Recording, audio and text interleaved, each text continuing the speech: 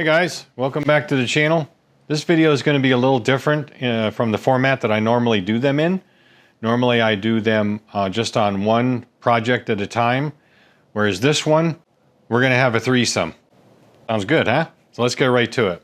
What's also different with the way I'm doing this video is normally I do not have something in progress or process before I start the video. Normally I start the video with the bikes intact, and then I go through what the problem is or the objectives are, and then we start disassembling and repairing and so forth. I've had numerous projects going on in here.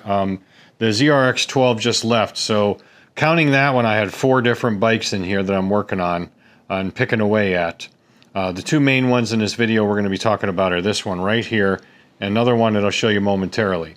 Now this, it has a build, it's a CB750, but it has a build date of 10/75, but I'm pretty sure that's a 77 motor. Pretty sure, because when I look it up in the parts fish, the carbs on this are different from what would be in a 76. So it may be a 77 engine. I don't know, but again, the plate says 975 for a build date. Yeah, it doesn't matter. I know what carbs they are, so I'm gonna show you that here in a minute. But so this is a bobber, obviously a hardtail bobber project, dry sump with the oil tank, whole bit. And the objective on this and the other one I'm about to show you is to get them simply running and roadable and safe. I don't know if I'm going to do tires because they're probably unsafe, but I don't know. These aren't too bad. The ones on the other bike I'm going to show you are pretty terrible. I'm going to show you the other one real quick, and then I'm going to go over the issues because both bikes pretty much have the same issues. It doesn't make any sense to go over each one. This is a really neat bike. Again, same customer. It looks like Garden Variety KZ1000, and it very well may be, but the thing about this one is it has a build date of August of 1976. And you can see I'll show you the thing if I can get in here to do it. Yeah, you can see it right there. I know the label's a little bit damaged right there, the sticker, but that is a 6, not an 8. And the unusual part of that is, I'm tripping over crap here. The unusual part of that is, as far as my knowledge is, I've never seen one built in anything but 77. So this would be a 77A1, but you know, like I said, a build date of 76, I've never seen one before. You guys put down in the comments if you have, or I'm looking at this like it's not really as what I think it is. I think it's a pretty early one. The number sequence is 3961 on the tag, and the engine number sequence is 5678. Now, 5698. So now on the Z1s and the KZ900s, from what I read, it's different as far as how the engine number relates to the frame number. What I read is there's no correlation between engine number and frame number when they started the 1000s, but there was with the Z1 and the KZ900s, where the engine would typically be within 200 digits lower than the frame number. That is not the case as far as what I understand on the 1000s, but I could be wrong.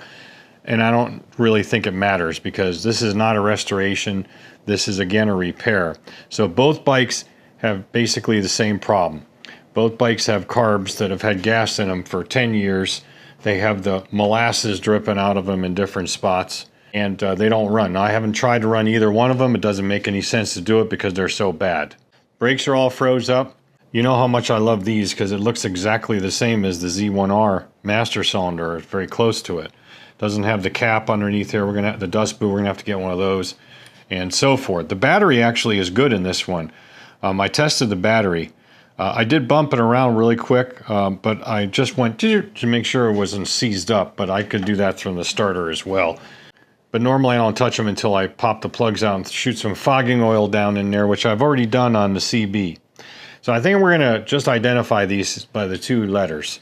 We're going to call this one the KZ, call that one the CB, all right?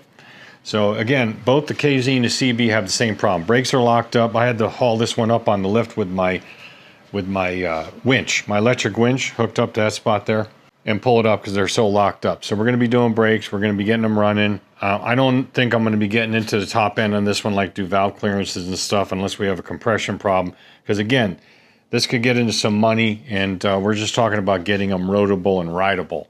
The fuel tank for this was probably the worst I have ever seen, ever. And I've done a lot of fuel tanks. It's actually over there. We'll go look at it right now because it's been done. It's been refurbished. I couldn't even handle it. It was so bad. So this went up to a place in Tampa. I'll see if I can find the guy's name. And the inside looks pretty damn good now. You see how nice that is.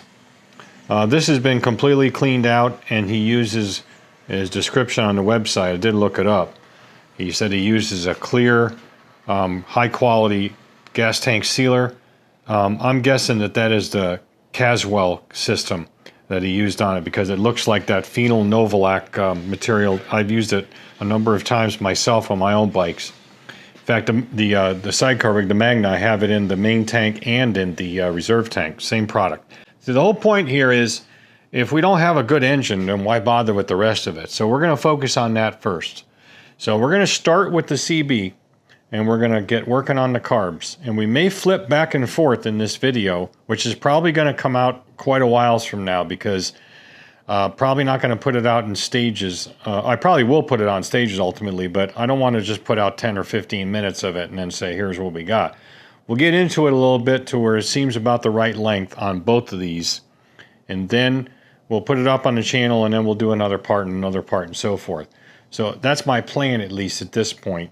Now this is very interesting on the KZ that I need you guys' help on. This is the fuel cock that came off the KZ, right? Now remember, it's an early build date. Now the thing that I don't understand is I've never seen one that's got 90-degree spigots on the output side. It has the hole for it in the back, but this has got to be some sort of an early fuel cock. I did a little research on it. I can't really find any hits explaining this, but on the parts fiche for 77A1, there's a little breakout section in the drawing. It's not terribly clear, but in the angle that it sits in the drawing is like this. The regular one, you can see the second spigot, like my finger there, and on the breakout drawing you can't. It's like this, so it would assume that it's coming out the side there. So it appears to be an actual original. I would really love to reuse this because it's got the thing coming out the side, but I don't really think it's going to matter. I'm going to hang on to that for a while because, like I said, never seen one like that before. It's really cool. Okay, let's go back over here to the CB. I'm going to show you a carburetor from the CB, and you'll get an idea what I'm dealing with here. I had to split these carbs completely. Look at the inside of this guy. It looks like somebody painted it. I mean, it actually looks quite pretty. And it stinks. Oh my God, does this stink? From both the KZ tank and the CB tank. Which I did the CB tank. I got it about 90%, so I'll be able to finish that in-house. But you can see the float bowl. But these are a little complicated. I've got the other ones over here. I got all the parts organized. They're a little more complicated than what I'm used to on the VMs, on the round slides and stuff. They got a couple little extra springies, and it's got an actual choke, you know, with butterfly plates, so it's got an extra shaft there. So it gets a little different. But the only way I could see to really get these clean and to make sure that they were going to be right was to break them down to bits. Each one at a time, is going to go into the ultrasonic because we can't get the pins out. I tried getting the pins out of one of them, and of course they're solid in there. So we'll dump this whole thing into the ultrasonic as it sits because I'm replacing the floats anyway. And the float seat is a pressed in, so we'll have to clean that up best we can. And we'll put new float needles in. So, but anyway, that's that. And they appear to be the original carbs.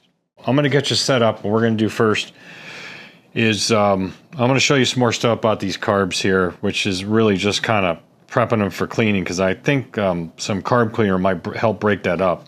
I should have that ultrasonic. I ordered a new ultrasonic today, and so we'll put that ultrasonic to use and do that.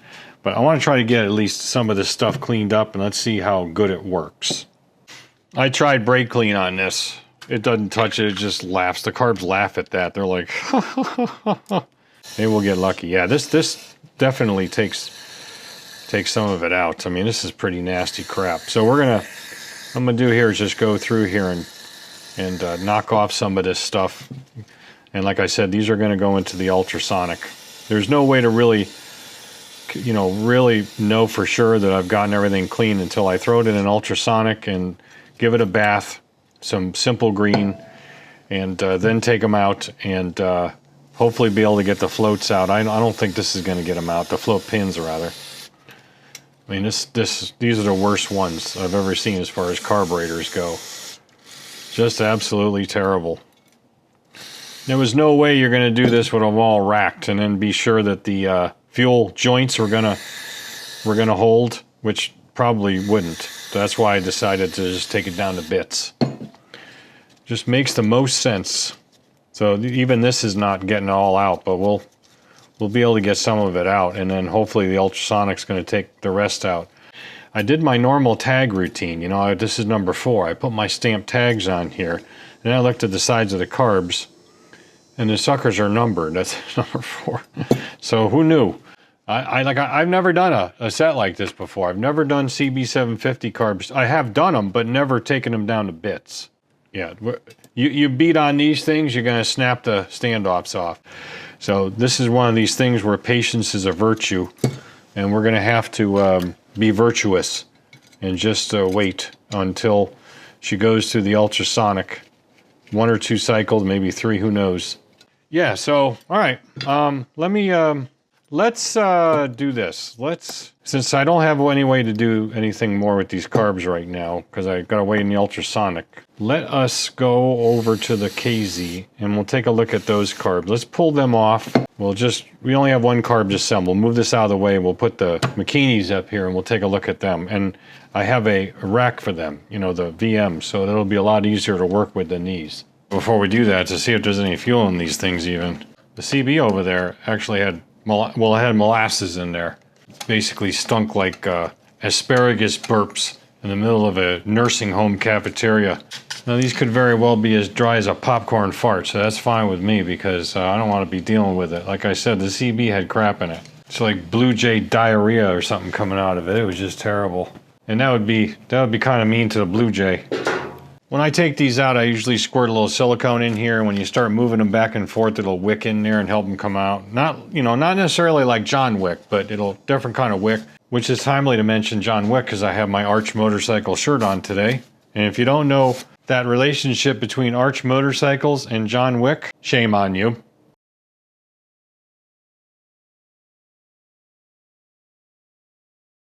All right, let's take these over and see what we got. Back in familiar territory with the VMs mounted up in the rack. Let's see, this would be 4, 3, 2, 1 because it's flipped around. Yes. None of these screws are tight. Even on the CB. I don't know if somebody's been in here or not, but maybe they took it apart and went, nope.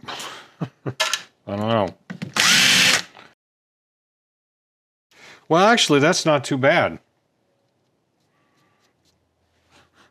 I mean, it smells terrible, and this is kind of bound up as far as the float goes. So these may not need to get unracked, although I don't have a lot of confidence in these fuel tees over here. This one's not bad, but one over here, stage left, does not feel all that solid. This guy might be okay, but it is kind of loose. So you can get these tees just all day long. There's new ones, aluminum ones, aluminium ones, but I don't know. We'll have to see. But that isn't too bad. Let's check number 2. Yeah, not terrible at all. So these might be a quick cleanup. Actually, it's very likely they can be a quick cleanup. We'll clean up the bottoms of the carbs, flip it over, put some new fuel line on each of the 2, and then pressure test it upside down and see if it holds a pressure test and it's not leaking out the T here. I got a feeling it's going to, but if it doesn't, then we can just continue. I'll just clean them up, put them back on. I'm not even going to mess with the floats. We'll do a service fuel level in the settings that we find it here. Examine the jetting, make sure all the circuits are clear like I normally do, and then gobbly-goo, normally do, and then we'll take it from there. But yeah, not bad at all. Guy's an idiot. All right, here we go. Well, that's even better. I mean, nothing in this one. For some reason, it weren't getting no fuel last time they tried it. We just have to do our normal due diligence and, clean out all the circuits and make sure it'll flow fuel, liquid, the way it's supposed to. Taking them down to bits is still not necessary at this stage. Ugh. And again, this one looks great too, so Man, we lucked out. May be able to even reuse the gaskets, just clean them up because they don't look bad at all. These are pristine just about. So yeah, not too shabby. Wow. All right. Well, this one probably is going to be running before the other one, I'm guessing. So not too bad. All right. So this is what I'm going to do now. I'm going to go ahead and work on these guys off camera for a while because you don't need to see everything. I'm going to stick to the Makinis right now because I'm not in a position to do anything with the CB carbs until, again, I get my ultrasonic cleaner going. So, and I can set one of those up and then let it eat and then just come back to this and go check it after a while and rinse that one out, put it aside, and just repeat the process. So essentially I can do two racks in one and then, you know, come back at an appropriate time. So let's do that. That way you get a break, I get a break, and then we'll see what we got and see what broke. All right, good news and bad news. Good news is that the floats appear to all be sealing off, and those float needles, which look really new. The bad news is that this T over here between, let's see, that would be 3 and 4 is leaking. So we're going to have to replace the T's. I'm going to do both of them. They are available OEM. You can get them OEM from Partzilla or Z1 Enterprises. They're pretty pricey for the OEM ones. Might just get them though, because the aluminum aftermarket ones with the Viton O-rings, I'm not 100% sold on those unless I do them, you know, unless I make them. So I don't know. I might order all of them, like both of them. That way I have some aluminum ones in stock. It would look basically like this. Let me pull one out of the drawer here. This is for a BS34, I think it is. It would look like that. I think it's 2 O-rings on each side. The problem with these OEM ones is that you cannot, there's no groove to, they're not groovy. They're not hip. All right. They have no groove. And literally no grooves in there. The O-ring protrusions, if you will, are molded into the rubber on this particular part. So they just kind of stick out and they're made into it. So there's no O-rings to replace because there's no grooves.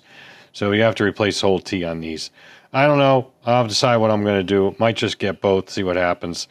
Keep some in stock because I could always use that stuff. So we're at a standstill on these. But like I said, the good news is these things are definitely holding pressure at the float valve with the pressure of the floats on them during a pressure test, which is where I picked up that one was leaking, this one was good, but we'll replace both, as I said. These needles look brand new, and you can see that these tangs are quite bent down, as you typically would see in these probably K&L needles, because they are a little bit short, and I found that you have to bend the snot out of these things like that to get the service fuel level to be low enough. Otherwise, it's way too high.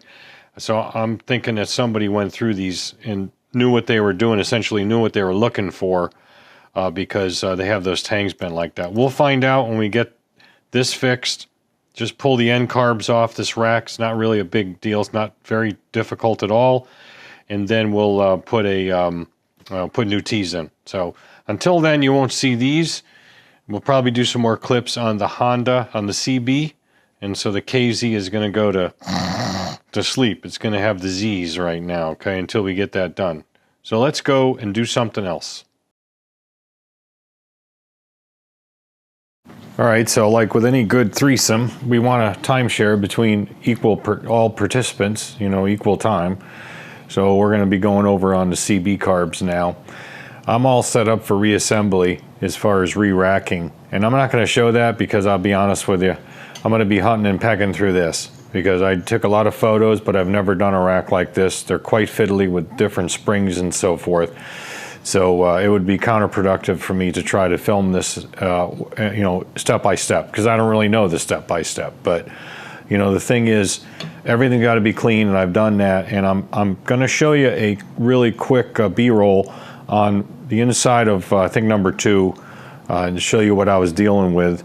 I don't have any of the guts put in on these carbs, but let me show you that, and you'll see what I was dealing with, because I want to re-rack them first, then I'll put all the guts in, then I'll show you it again, and I'll do a side-by-side at that point, what, for example, number 2 or number 1 or whatever it was looked like before and after, okay? So side-by-side basically, or as close to side-by-side as I can figure out in Premiere Pro, which I'm not terribly good with. These carbs are definitely different than the VMs that I normally work with as far as round slides.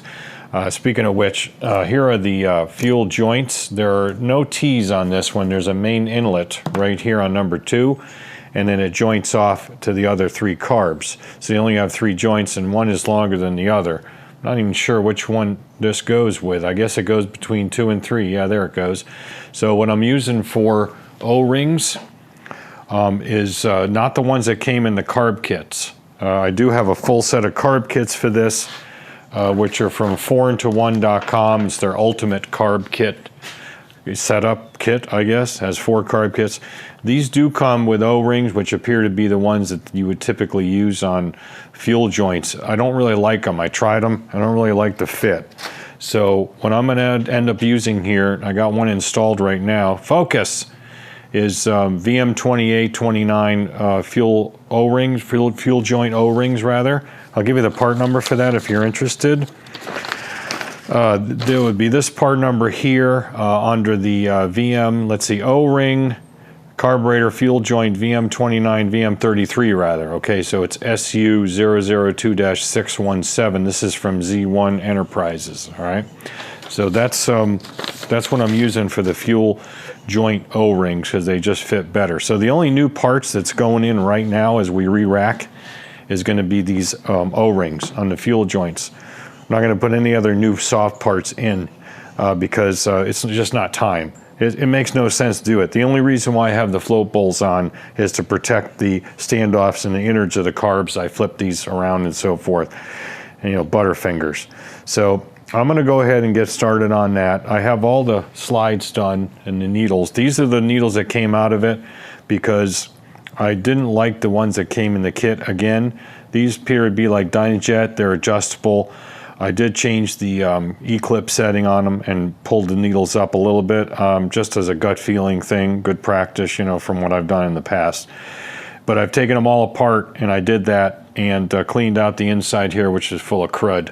So these are all ready to go, and of course I numbered them. So that's all done, and the choke plates are done and all ready to go. So everything been ultrasonic that I needed to ultrasonic, or some of the rusty steel parts went into Vaporest. So anyway, like I said, let me get on this, see how far I can get.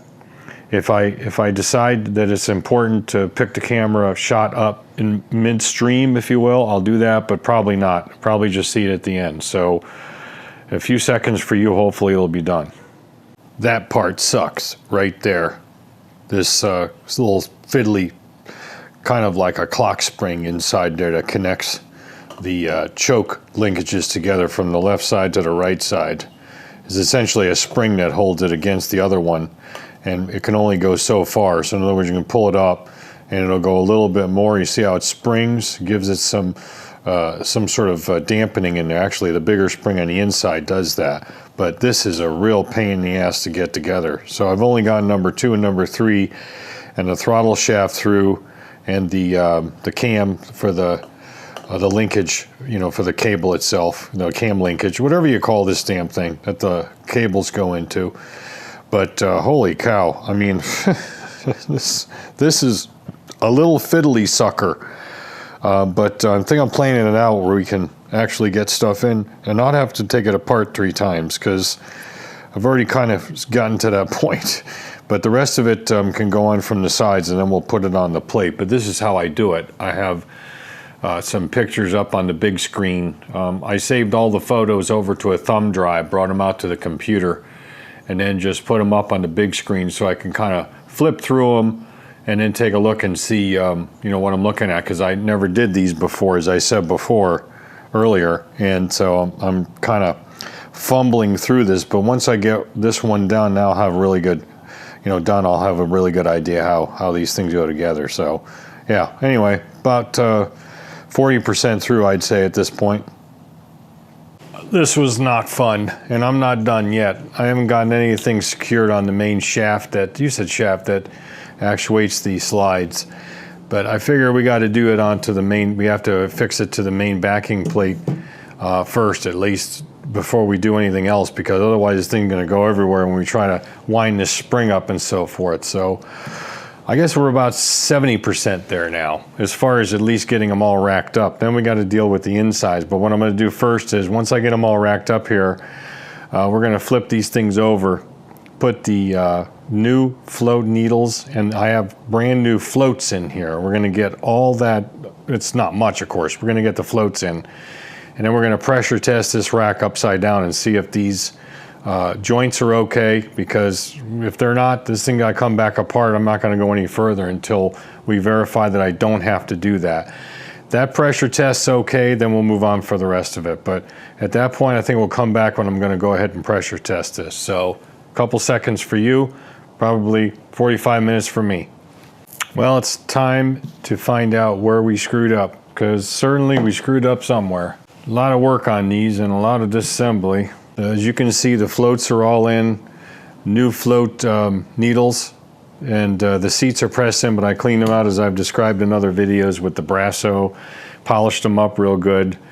And these are new floats, if you haven't figured that out. I think I mentioned it before. And you can see the difference here if I zoom up really quick, and then we'll try to do a side-by-side here. Let's take a look at that. You can take a look at the innards of these cleaned and restored carburetors compared to what they were like. And here's a float bowl. You can see that that's just a wee bit better than the other one, the other way before. Enough of this dilly-dallying now. You can see the gauge. I'm gonna pump it up, see what we got. Let me pump you up. About 5.5 PSI. Needs to be holding. It'll move a little bit because this cuff over here will stretch a little bit. We'll put a little bit of silicone around here like we typically do. Of course, tearing them down and redoing and putting them back together is going to be a hell of a lot easier, considering now I know how to do it, but it actually looks pretty good. So we'll zoom up here and show you the actual joints. Remember, there's only 3 joints, and then there's a main going in on number 2 carb. Which is also your base carb. The slide is non-adjustable on this. I noticed that, putting them back together. So the adjusters are on 1, 3, and 4. So that's pretty cool. But yeah, look at that. Huh. I'm kind of amazed actually after all that work and disassembly and really not knowing exactly what I was doing, because I've never fiddled with these CB750 carbs to this degree. I have tuning them and things like that, but as far as this degree, the deepest I've ever gotten before is taking the slides out to adjust the needles, which by the way I did on these. These are adjustable needles, as opposed to, I think I mentioned before in the kit does come with a new needle.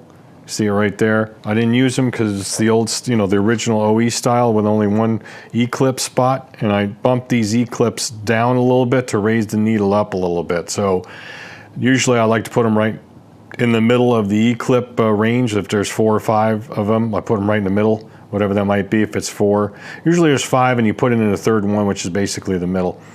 And so that's what I did, but we're holding good. A little drop is acceptable because, again, this thing kind of stretches out over time, and how you verify that is we just give another pump and bring it back up to 5, maybe a pump and a half, and so that's looking pretty solid actually.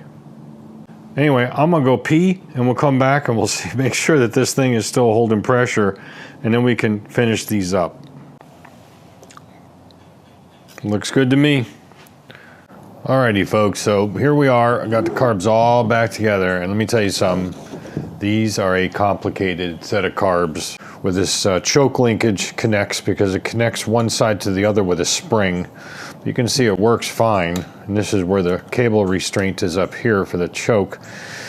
And it's the throttle, of course, here. It comes down from this area right here where the 2 cables go in. It's standard thing, all right? So everything works, and got the spring wound just once around. It's pretty tight, but this cable runs all the way around, so it has a mechanical advantage. It goes 3/4 of the way around this this cam here. But it was the way it went together, and I didn't just bring it around just that one time. So there was a lot of rusty parts on this carb rack. I cleaned them up best I could. Like, for example, this throttle stop here was all rusty, so I evapor rusted it and then used cold bluing on it. I figured that'll keep it from getting too much rustier in the future. We're ready to give it a shot. Now, I don't have the float bolts off right now. I'm not gonna take them off again, but I think the astute or the keen-eyed viewers out there that are familiar with these will notice that I did not change the slow jets. The slow jets are pressed in, and I am not really that familiar with pressed in jets of any sort.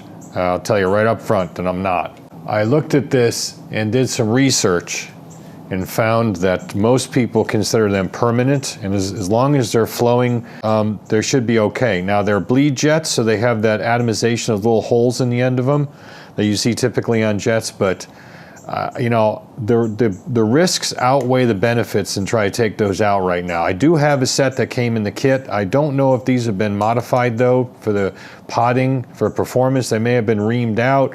There's some evidence on it, like somebody put some pliers and pulled them out maybe at some time. I don't want to get into that. If it runs fine, we're going to leave it. So it's one of these things where it's a risk versus benefit. Yeah, I could do it. I'm sure I can get them out. Read up on how to do that. Some people just say put some pliers on it with a little piece of paper towel and pop them out with a pair of pliers, you know, that way. Or you can drill them and then make a special tool and run a sleeve down on the outside of them and pull them out. I'm not going to go through any of that unless I absolutely have to. When I tested these carbs and cleaned them, I should say, each one of these carb bodies spent at least 20 minutes in the ultrasonic cleaner on like 50°C as far as temperature goes, and with some simple green. And afterwards, I shot carb cleaner through all the circuits. I'm not going to do it unless I absolutely, positively have to. So I've got the accelerator, this is a pumper carb if you haven't noticed that. I got the accelerator pump circuit working. All these little nozzles were clogged. I got those working. This passageway that goes from here to here inside this cover for the accelerator pump where it feeds where actually the fuel comes out. So the fuel goes in over here, gets pushed and pushed out. That was clogged. I got that cleaned up. I verified everything worked. So if some of you are looking at it going, hey, I remember looking in the other clips that haven't changed those, that's why. I'm not going to do it unless I absolutely have to. And the only way we're going to know if we have to is we need to try it out.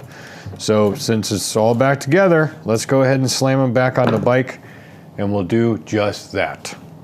All right, folks, moment of truth. A little difficulty getting the carbs back on the holders considering they're petrified. I didn't think they were that hard. Then again, I have a hard time judging what's actually hard nowadays. Yeah, we won't get into that. So this is what I did because this thing's so highly modified. I don't quite understand the oiling on these dry sumps 100%. I mean, I just read the material online, and we're going to change oil and filter in this eventually. Like, I'm only going to run a little bit. I'm waiting on the filters to come in. I didn't order them originally, but I can see the oil in the tank is up to about here.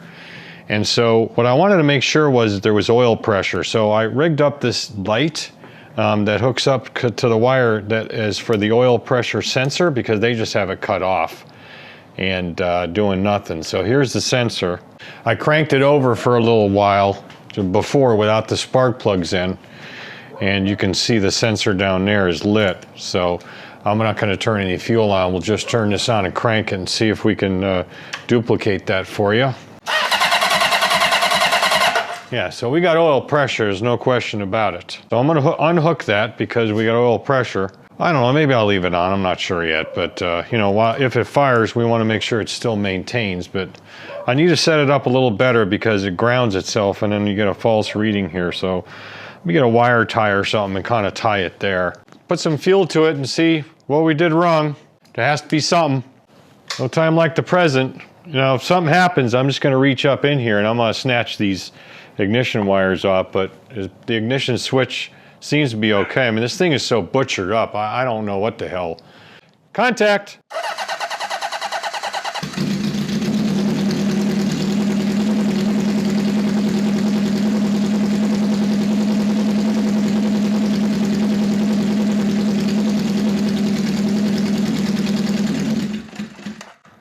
All right, turn the idle up a little bit. I only have the fuel screws out to 2 turns, so I don't know yet. That's better.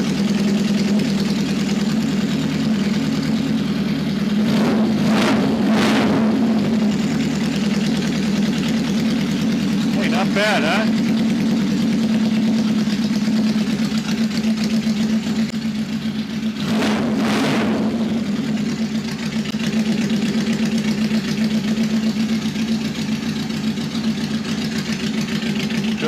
the way off.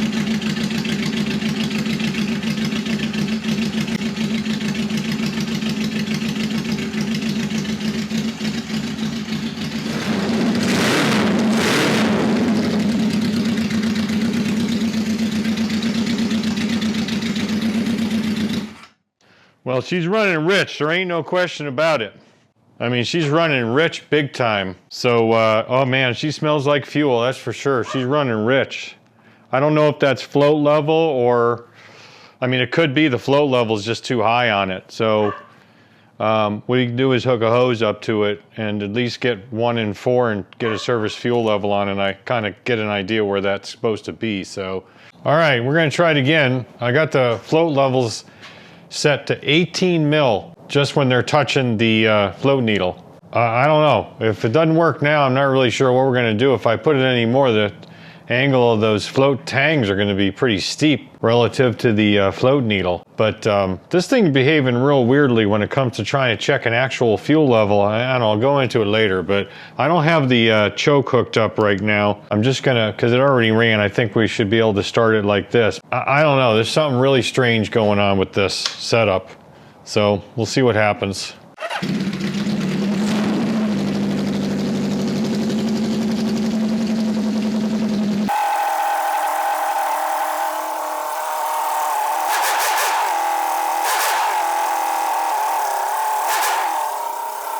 All right, well, let me think about this a second.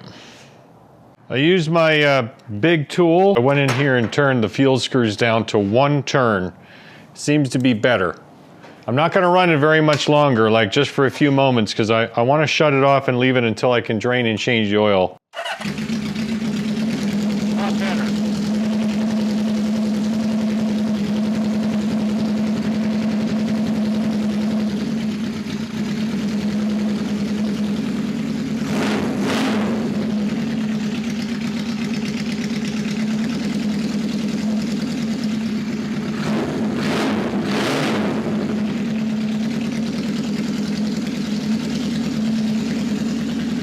All right, that's gonna do it for now. I don't know if I'm gonna adjust those down even a little bit more. I don't think so. I think they'll probably stay at 1 turn because that's a lot better.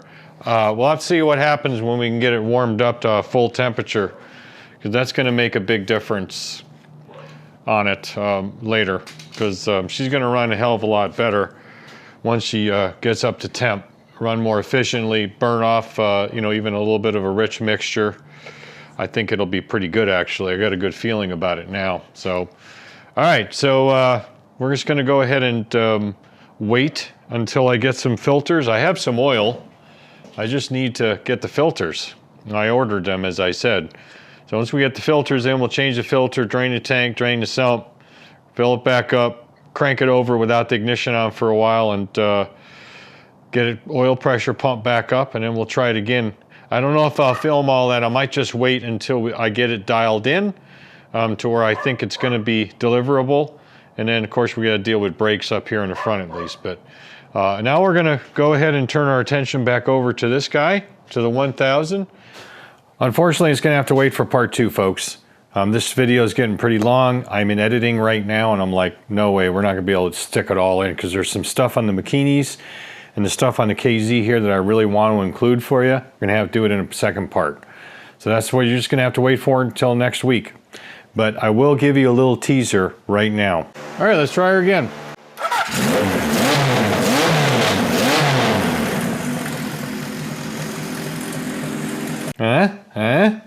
All right, so until that time, you know what you need to do. Subscribe, ring the bell, if there is a bell, like, share, do all that stuff. Really helps me out immensely when you like, share, and subscribe.